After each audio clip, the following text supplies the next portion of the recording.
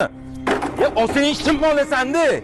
Sening xabaring yo'q. Akang ishdan bo'shatib yuborishganiga ancha bo'ldi. Bir xabar olib qo'ysang bo'lardi. Shuni oqlini aytmaysanmi? Akam ham indamabdilar. Yur do'kon kirib chiqaylik. Aka olingan ro'zg'orlarga hisoblab oling, keyin akamni qarzlari bo'lsa qo'shib hisoblab berib ketaman. Adasi bolalaringizni aylantirgan olib chiqmoqchi edim. Bo'ldi onajon, faqat akamni ham bolalarini olgan tortmaga pul qo'yib qo'yganman. U bu narsa xohlasa olib bergin. Men ishga ketdim. Xo'p bo'ladi.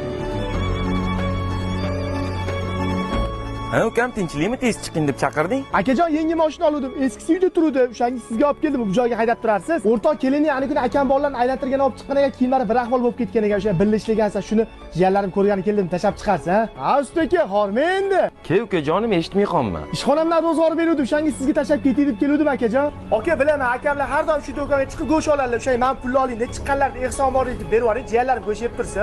Akajon, men kiyimdan kiyib turing, razmeringizmi? Ukajonim nima qilarding ovora bo'lib? Nimaga ovora bo'laman akajon? Keliniz bitta katta razmer olib kelib qo'yibdi. O'shanga sizga olib keluvdim. Ukajonim ishdan ketganim bilasan, nima qilasan o'zingni qiynab? Nimaga unaqa deysiz? Adamlar tirik paytlari suyanchig'im adam edilar. Adamlardan keyin siz yo'qotib qo'yish qolamayman akajon. O'ylamang, hammasi yaxshi bo'ladi. Men yoningizdaman.